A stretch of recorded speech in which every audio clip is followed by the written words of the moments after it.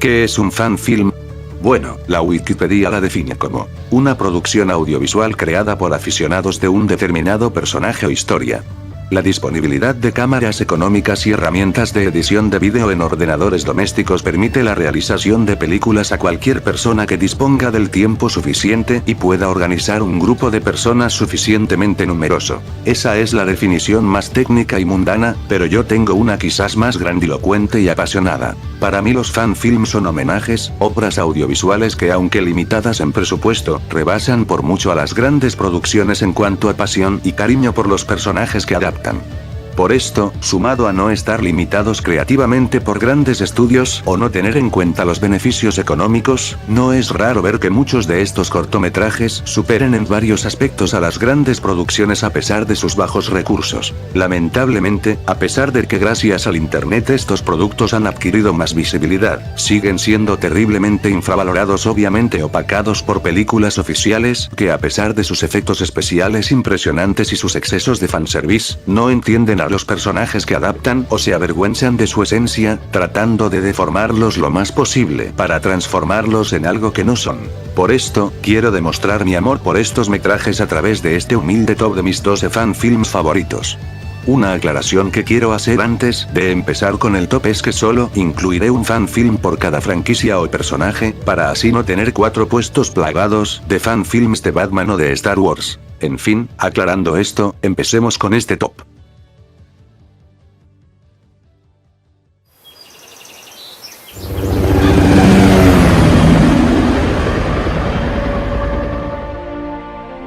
At 0500, Bowser's airships dropped 2 atomic bombs on Yoshi's Island. ¿Qué pasa si combinas a los personajes de Nintendo como Mario o Link con el género de guerra y artes marciales? Bueno, la respuesta es Mario Warfare. Dirigido por Mika Moore, esta webserie parodia de la emblemática mascota de Nintendo nos cuenta que tras que Bowser y su ejército invadieran el reino champiñón, Mario junto con la princesa Peach, deberán reclutar a distintos personajes de Nintendo tales como Link, Donkey Kong o Kirby, para recuperar su hogar. La historia no es la gran cosa y ni siquiera los mismos personajes se la toman muy en serio, es solo una excusa para ver escenas de acción bastante bien realizadas con varios guiños y homenajes a películas icónicas de acción. La mayoría de las actuaciones entran entre lo mediocre y la sobreactuación, pero el estilo paródico y con tintes de cine B hace que esto no sea un problema muy grande. En fin, si buscan un buen producto de acción con el cual pasar el rato combinado con alguna de las personalidades más icónicas de la gran N, Mario Warfare es el producto perfecto para ti. The quest for the Holy Grail. The pursuit of a grand unified theory. The search for the Golden Fleece. And now, a new tale shall be written in the stars of 3 stalwart heroes and their single-minded mission for the sweet elixir of life. Cansados de las constantes cancelaciones a las que se vio sometida Futurama, Dan Lanigan y un grupo de fans decidieron resucitar la serie en 2014 en formato de acción real. El resultado es este sublime fanfilm titulado Fanorama. La historia comienza con Fry y un vender bebiendo cerveza mientras ven televisión. Cuando se les acaba la cerveza, ven un anuncio de televisión que promueve un concurso en el que podrán ganar un suministro de cerveza de por vida, pero para ganarlo deberán escribir una canción increíble sobre la marca de cerveza.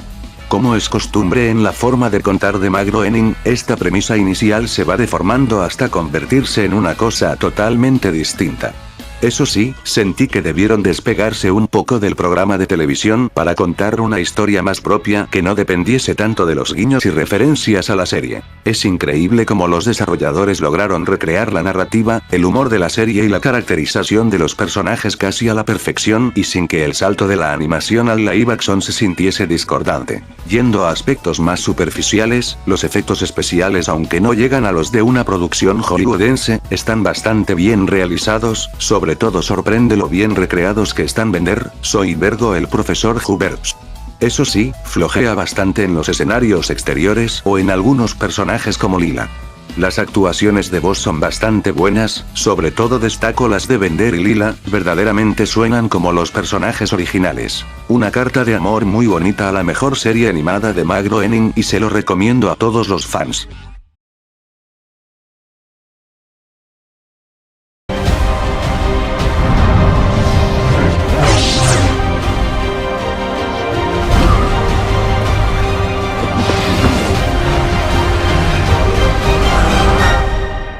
Todos los fans nos quedamos con ganas de ver más del poderoso Sith Darth Maul tras su breve pero intensa aparición en La amenaza fantasma. Con el tiempo han tratado de llenar ese vacío con apariciones del villano en diferentes medios tales como cómics, videojuegos o series animadas. Sin embargo, muchos seguimos con ganas de volver a verlo en live action como Dios manda y no como un breve cameo. Nuestras plegarias fueron respondidas por un grupo de fans alemanes dirigidos por Shaun Wu, quienes nos entregaron este trepidante fanfilm llamado Darth Maul Apprentice. Este cortometraje funge a modo de precuela, narrándonos los años de entrenamiento del maligno Sabrak bajo la tutela de Darth Sidious, teniendo que enfrentarse a una serie de Jedis para así poder obtener el título de Lord Sith. Como podrán notar, la historia no es más que una excusa para ver a este personaje despedazando de manera increíble a todos los Jedis que se cruzan en su camino. Se ve cierto conflicto interno en Maul por aceptar su destino como un Sith, pero es una subtrama muy superficial que queda muy opacada por los impresionantes duelos de sables láser. Sin embargo, para un personaje que se basa más en el estilo que en la sustancia, un argumento así le viene como anillo al dedo. Las coreografías de pelea son muy buenas, ver a Maul blandiendo su sable contra varios Jedis a la vez es sencillamente espectacular, sorprende por lo cuidado que está cada plano y cómo nos meten de lleno dentro de los combates. Ya quisiera tener la vomitiva trilogía de secuencias de acción así. Las actuaciones por otro lado, flojean un poco, se nota que los actores dan todo de sí por interpretar lo mejor posible a sus personajes, pero no están a la altura de lo que el guión o la historia exige. Caso aparte es Ben Schama, que hace una excelente interpretación de Darth Maul, no solo siendo aterrador y despiadado, sino por transmitir todo esto sin decir ninguna palabra. Para mí esta joyita siempre formará parte de mi canon personal. Lamentablemente su historia tan básica es lo que le prohíbe estar unos puestos más altos en el top. Pero eso no quita que este cortometraje dejara más que satisfecho a los fans de este villano tan carismático.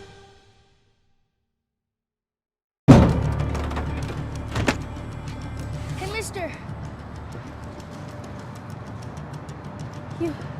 You dropped this. Keep it. It's got a hole in it anyway.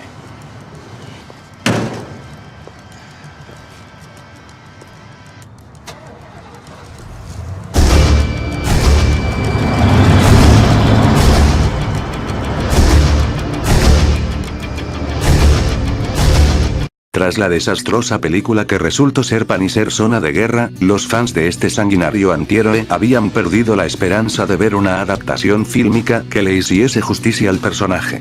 Sin embargo, Thomas Shane, quien había interpretado a Punisher en la descafeinada película del 2004, se unió a un grupo de fans para realizar una carta de amor al personaje en forma de cortometraje que además tuviera la brutalidad y violencia que los grandes estudios no se atrevían a meter.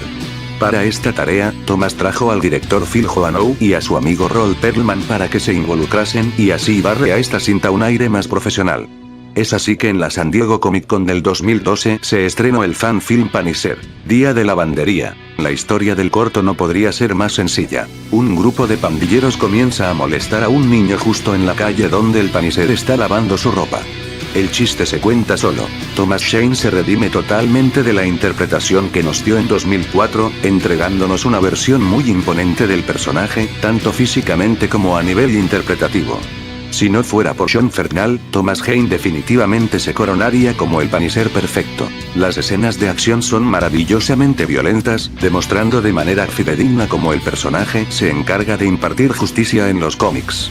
Las formas en las que Frank se venga de los pandilleros son ingeniosas y espectaculares. Pero no solo violencia es lo que encierra este film, se nota que los encargados conocían la esencia del personaje y su filosofía.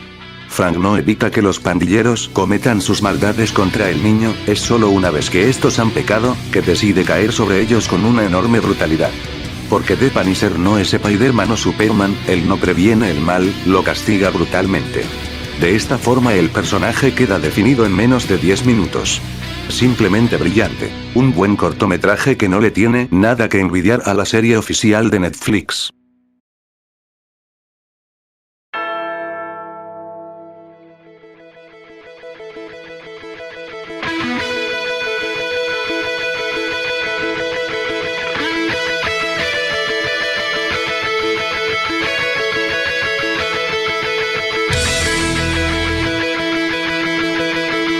Dirigida por Peter Franz, este cortometraje nos cuenta que justo el día del cumpleaños de MJ, las cosas para Peter Parker se ponen cada vez más agitadas mientras lidia con detener a una banda de ladrones y conseguir el pastel de cumpleaños de su novia a tiempo.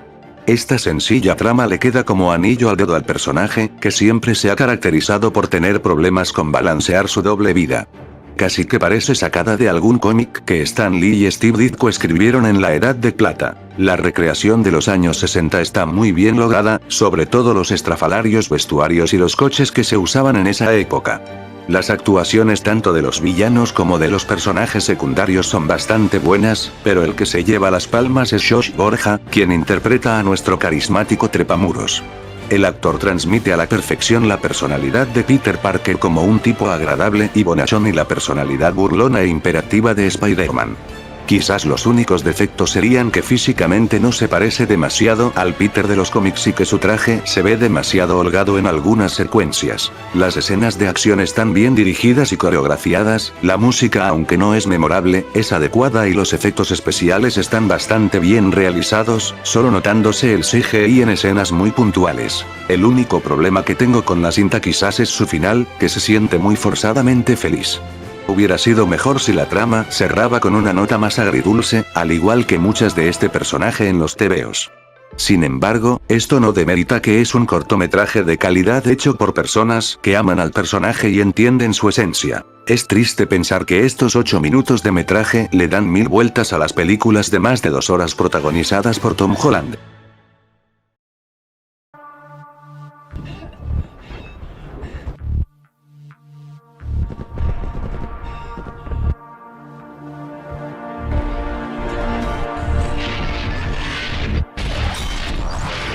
Este quizás sea el fanfilm más conocido de todos los de esta lista, ya que causó bastante polémica debido a la pelea legal que hubo entre Saban y los realizadores por la publicación de este cortometraje. Dirigido por Joseph Kahn y producido por Eddie Shakar, el mismo que nos trajo la excelente serie animada de Castlevania, este fanfilm nos muestra una versión más oscura y violenta de estos coloridos superhéroes, contándonos que fue de la mayoría de estos tras que la serie finalizase. Muchos en su momento alabaron esta versión más adulta de los Power Rangers, deseando que se hiciera una película con un tono similar de manera oficial. Lo que casi nadie entendió, es que el objetivo de los involucrados no era contar una historia seria con esta premisa. Según varias declaraciones del propio Shakar, el objetivo de este cortometraje era el de parodiar los reboots supuestamente oscuros y maduros que se estaban haciendo en la década del 2010 tales como Amazing Spider-Man o Man of Steel. Con esto sabido, no es raro sentir que muchos diálogos resultan terriblemente exciso, que muchas escenas de sangre o sexo parecen muy innecesarias. Por eso me gusta este fanfilm, sé que no le hace justicia a los personajes que adapta, se enfoca más en reírse de la industria y su compulsiva necesidad en esos años de agarrar franquicias infantiles y hacerlas aparentar ser maduras, para así atraer a los adolescentes de esa época. Menos mal que ya hemos dejado atrás esa turbulenta época donde las adaptaciones de cómics se avergonzaban de su material original, ¿no? Oh, mierda. En fin, pasando a detalles más técnicos, la dirección es bastante buena viniendo de un director que se dedicaba a dirigir vídeos musicales, al igual que las escenas de acción, las actuaciones y los efectos especiales. Literalmente no hay ninguna diferencia entre este fanfilm y una superproducción de Hollywood en estos aspectos, sacando obviamente el tema de la duración. Un fanfilm muy recomendable para echarse unas risas y acordarnos de esa etapa que sufrieron algunas de nuestras amadas franquicias.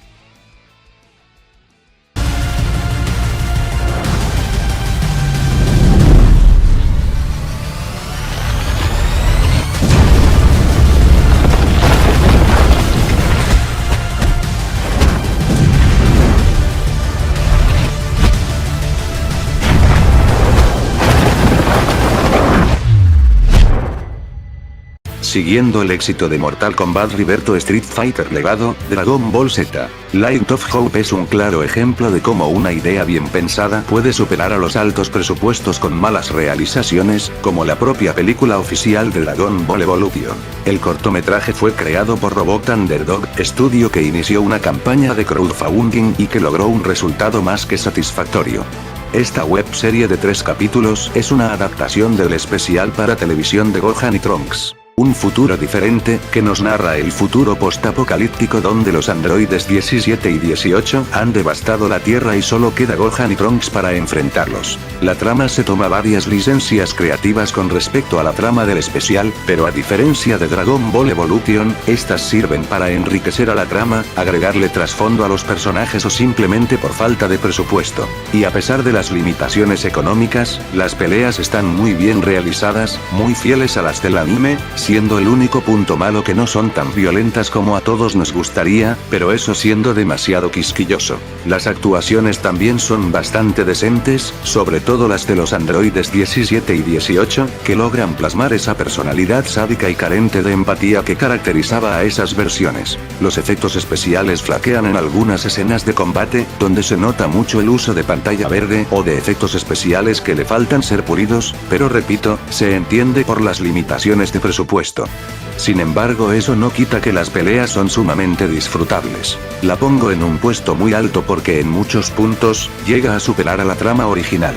El fanfilm se encarga de mostrarnos cómo los pocos habitantes de la Tierra se las arreglaban para seguir viviendo, cómo Bulma estaba desarrollando la máquina del tiempo desde hacía mucho, cómo esta no se sentía segura de que Trunks entrenara con Gohan y se enfrentase constantemente a los androides y lo más resaltante para mí, la pequeña crisis existencial que tienen los androides, que en un momento de la historia se preguntan si exterminar a todos los humanos del planeta sea conveniente, ya que después no sabrían qué hacer y volverían a quedarse sin ningún sentido para vivir.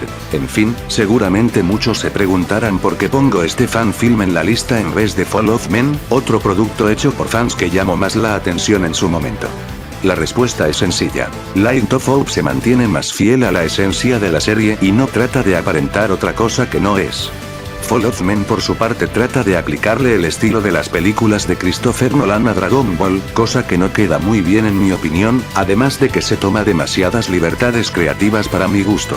En fin, un fanfilm más que recomendable para cualquier fanático de esta mítica franquicia.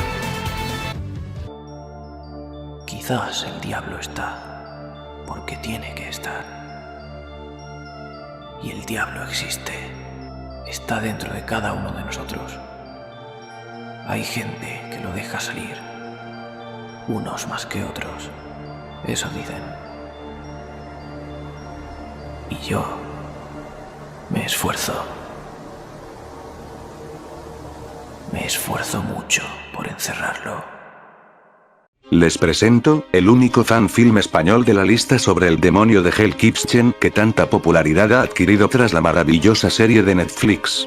Realizado por Moonlight Studios y dirigido por Alejandro Ropero, este mediometraje nos cuenta que tras que una persona misteriosa amenace a Matt Murdock con revelarle al mundo su identidad como el justiciero Daredevil, este se verá sumido en una crisis existencial donde deberá cuestionarse quién es y tomar una brutal decisión que va en contra de todo lo que él cree. Este producto está muy infravalorado en mi opinión, y no entiendo por qué no tuvo tanta visibilidad en su momento.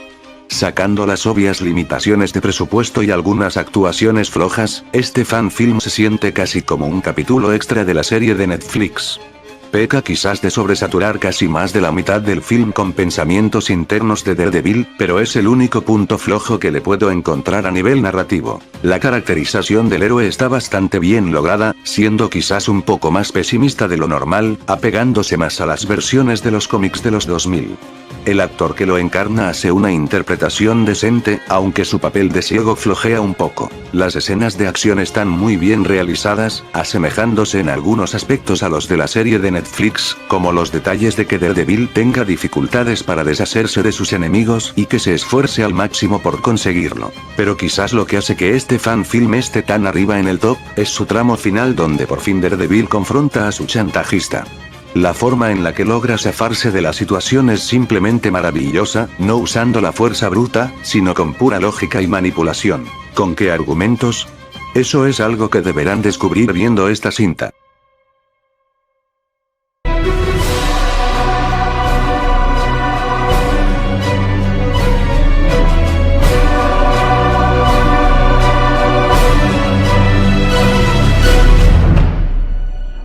mientras los fanáticos de esta saga esperaban con ansias la duología del Hobbit dirigida por Guillermo del Toro, que lamentablemente nunca se estrenó, unos fans británicos decidieron llenar temporalmente ese vacío haciendo su propio film ambientado en el rico universo del brillante J.J.R.R. Tolkien. Dirigido por Chris Bouchard, Hunt of Gollum nos sitúa entre los sucesos de la Comunidad del Anillo, específicamente después de que Gandalf descubriese que el anillo que guardaba Bilbo era propiedad del terrible Sauron.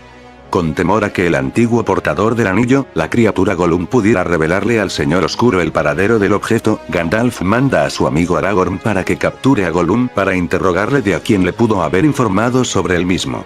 Pero la misión del heredero de Elendil no será fácil, pues los orcos y los Nazgûl también están rastreando a la criatura. El guión no está muy desarrollado, ya que consiste de ir de punto A a punto B con varios obstáculos a superar, pero la ejecución es lo que hace que esta historia terciaria, que apenas se mencionó un par de veces en los libros, sea muy entretenida y sumamente interesante de seguir. Sin embargo, peca de un final un poco anticlimático. Esto es más culpa del fragmento de la novela que escogieron adaptar que las de los escritores per se, ya que se nota que esta historia no está hecha para ser completa en sí misma, sino como parte de una historia más grande. Pero de todos modos eso no importa tanto, cualquier excusa de trama es suficiente para que nos volvamos a sumergir en el fascinante mundo de la Tierra Media. ¿Para qué nos vamos a engañar? Lo más destacable de la cinta es sin duda su muy logrado diseño de producción y su fotografía, aunque esta última peca de ser demasiado oscura en ocasiones. Es obvio que han tratado de calcar el estilo de Peter Jackson lo máximo posible. Las localizaciones son perfectas y muy similares a las usadas en la trilogía del Señor de los Anillos, la banda sonora, aunque no llega ni por asomo a la de Howard Shore, está bien lograda, el maquillaje de los orcos está excelente y las actuaciones son correctas, si hasta los actores de Aragorn y Gandalf tienen voces similares a las de Viggo Mortensen e Ian McKellen respectivamente. Hay que aclarar que los realizadores lograron este resultado tan profesional con unas míseras 3.000 libras, algo que le añade puntos extras, ya que al igual que Peter Jackson y su equipo durante la producción de las películas, supieron aprovechar su limitado presupuesto al máximo. Por ejemplo, para ahorrarnos la molestia de ver a un Gollum mal recreado, supieron ocultarlo de maneras bastante ingeniosas durante casi todo el mediometraje, ya sea con entornos oscuros, visto desde la distancia u oculto en ciertos objetos. De esta forma logran que las pocas veces que se lo ve en todo su esplendor, se logre un resultado bastante decente. Seguramente se preguntarán ¿y qué hay de Bourne of Hope? Bueno, a pesar de que ese fanfilm tiene una historia más original y está bastante bien lograda, se siente mucho más amateur a nivel de producción, además de que su guión se llega a sentir muy pesado en ocasiones y se enfoca demasiado en el romance, y no precisamente del bueno. Así que por eso Hunt of Gollum, a pesar de tener una premisa y desarrollo más simple, es superior bajo mi perspectiva que ese fanfilm, ya que al no tener tantas pretensiones, logra ejecutar sus ideas de mejor forma. En fin. Un fanfilm que todo fan del Señor de los Anillos debe ver.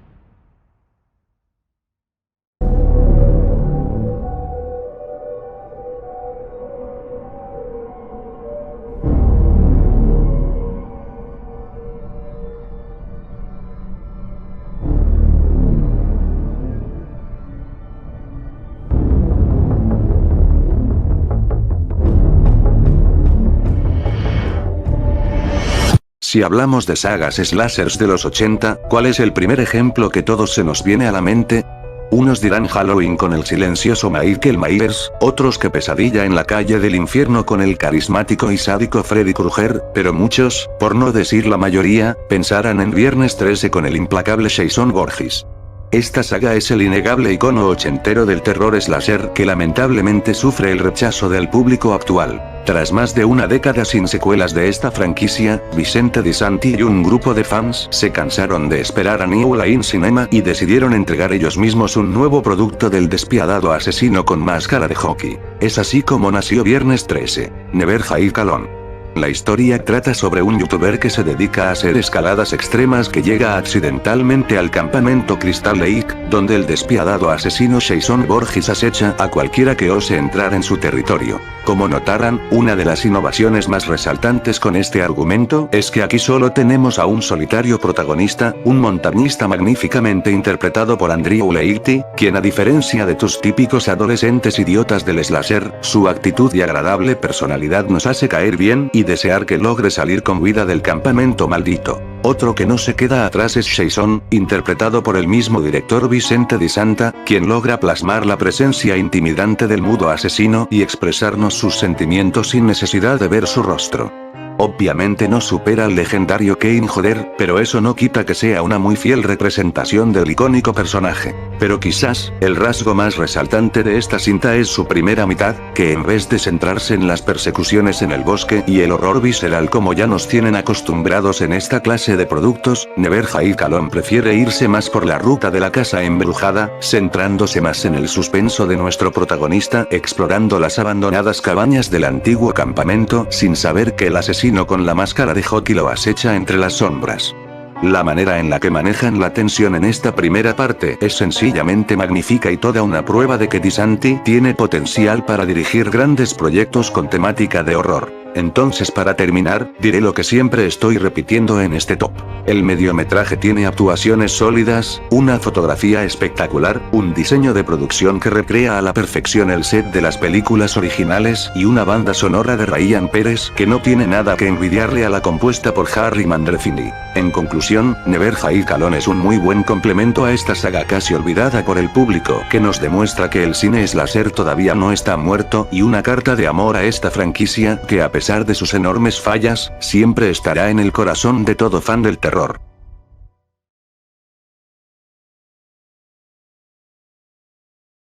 Lo voy a decir claro y sin tapujos. En un mundo justo, los miembros de Bat in the Sun estarían a cargo de realizar las películas de Batman.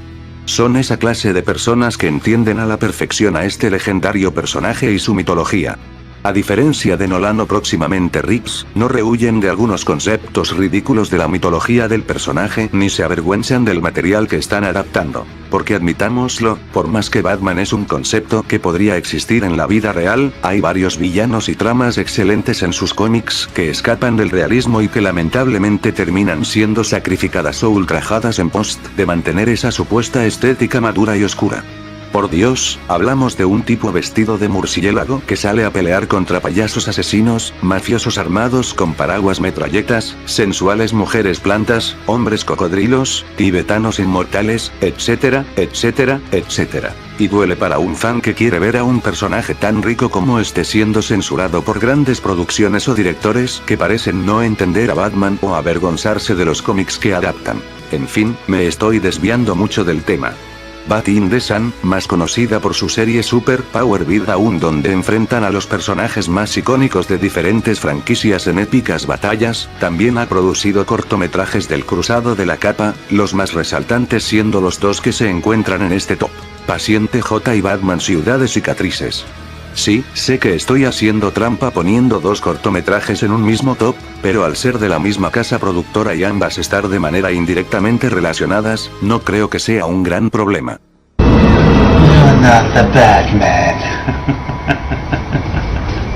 No. Rodada en el 2005 y dirigida por Aaron Schoenk, nos cuenta la historia de un psicólogo que llega a Arkham con la intención de entrevistar al Joker y así escribir un libro sobre él. ¿No les suena esto familiar?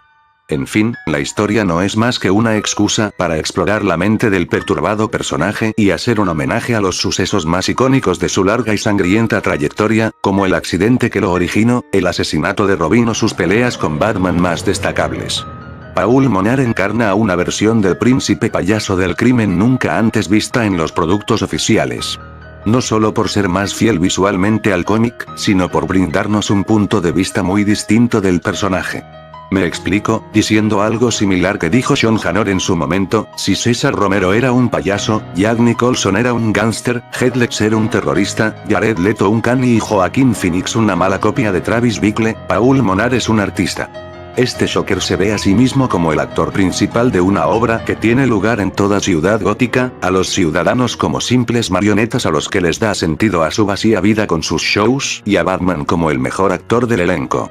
Esta refrescante reinterpretación viene acompañada de una intimidante actuación de Paul Monar, que no tiene nada que envidiarle a grandes como Jack Nicholson o César Romero. La estética es bastante fiel a los cómics, sobre todo el aspecto del Joker y el asilo Arkham, que parece más una tétrica mazmorra medieval que un psiquiátrico, algo ya visto en varios tebeos. Los trajes tampoco están mal, hay algunos como los de Robbins que se ven bastante baratos, pero son la excepción. En fin, un genial homenaje al príncipe payaso del crimen y su relación con el caballero de la noche.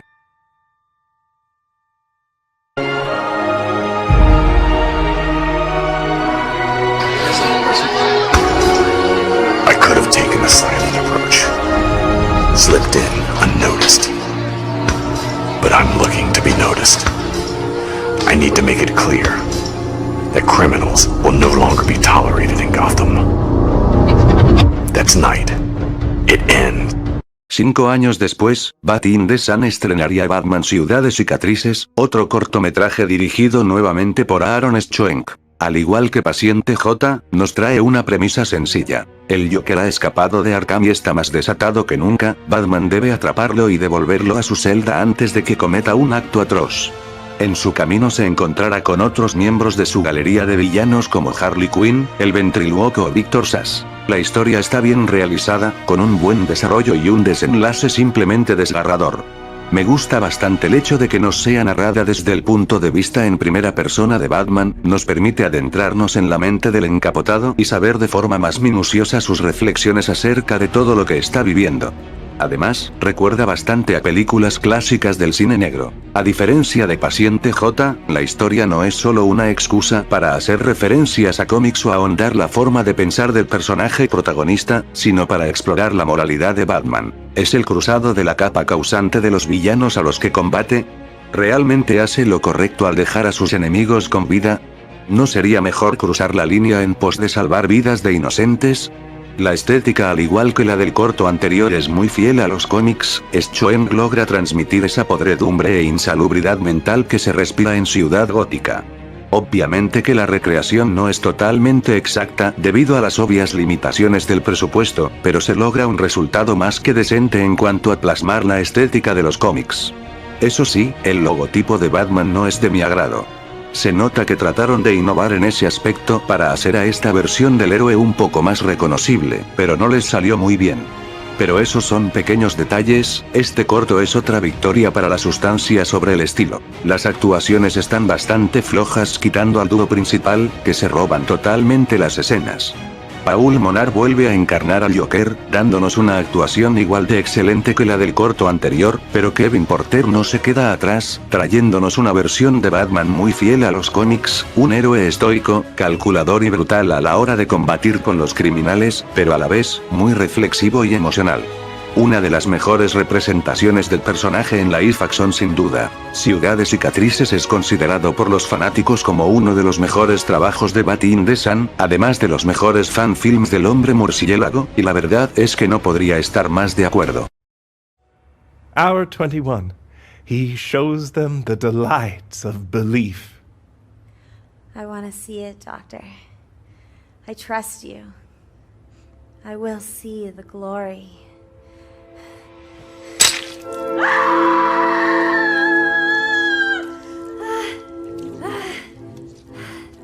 can see it.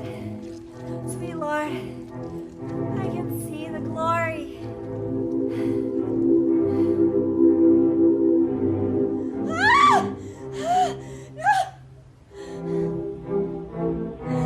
Oh, Donna! Donna! I love you.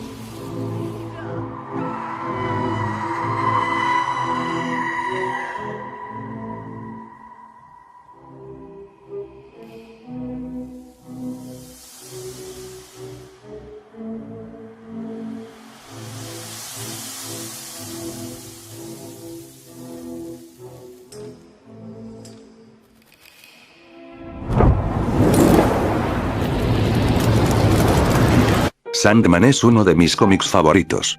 La obra es todo un ejercicio de imaginación y pasión por parte del escritor británico Neil Gaiman, con historias sencillamente hermosas y personajes que se han quedado a fuego en los corazones de los fanáticos. Con la noticia de que Netflix ha adquirido los derechos de esta obra para adaptarla en formato de serie, varios nos hemos preguntado si esta casa productora con un historial algo manchado en cuanto a buenas adaptaciones, podrá hacerle justicia a la obra original. Sin embargo, si siguen los pasos que Evan Henderson y Nicholas Brown sembraron con su fanfilm de Sandman, no dudo que el resultado será una serie de culto. Sandman. 24 horas en el desayuno, adapta el sexto número de la serie original llamado 24 horas, una de las historias más populares y perturbadoras que se entremezcla con el universo de Batman de forma leve. El corto fue financiado por los mismos creadores por el simple hecho de homenajear y adaptar una de sus obras favoritas de la manera más fiel posible.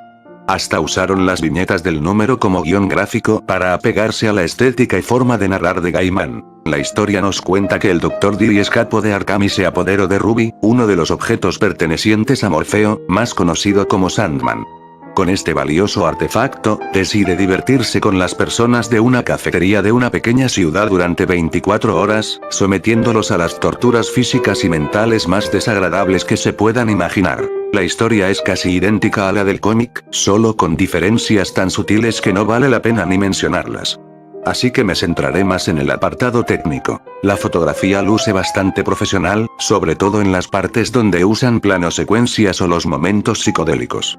Es increíble cómo logran pasar el lenguaje narrativo del cómic al cinematográfico a pesar de casi copiar plano por plano las viñetas. Las actuaciones también son excelentes, algo muy importante a tomar en cuenta debido a la múltiple gamas de emociones a las que los actores se vieron obligados a expresar, tales como miedo, alegría excesiva, locura, lujuria, desesperación, etc. Los efectos especiales son decentes, sobre todo el usado para escenas violentas, que hace que los momentos te causen mucha más repulsión y asco. No podemos tampoco olvidar a la excelente parte final animada, que es simplemente espectacular y es sin duda la mejor secuencia del corto. Se nota que se le metió mucho esfuerzo y pasión en entregarnos el mejor apartado técnico que acompañara a esta excelente historia. Quizás el único punto negativo del cortometraje es irónicamente uno de sus mayores aciertos, que se apega excesivamente al número que adapta y no se arriesga a tomar libertades creativas que puedan separar a este producto del cómic original. Recuerden, mis niños, el balance siempre es importante. No hay que tomarse excesivas libertades creativas hasta deformar el producto que originalmente estabas adaptando, pero tampoco apegarte demasiado para no diferenciarte en nada a la obra original. En fin, eso no quita que el fanfilm sea de una calidad tan sublime que hasta recibió los elogios del propio Neil Gaiman, que lo considero un muy buen trabajo. Por todo el esfuerzo y pasión realizados en la realización, que calca a la perfección la estética onírica del cómic, más la excelente historia de terror que nos narra, es que Sandman 24 horas en el desayuno es mi fanfilm favorito.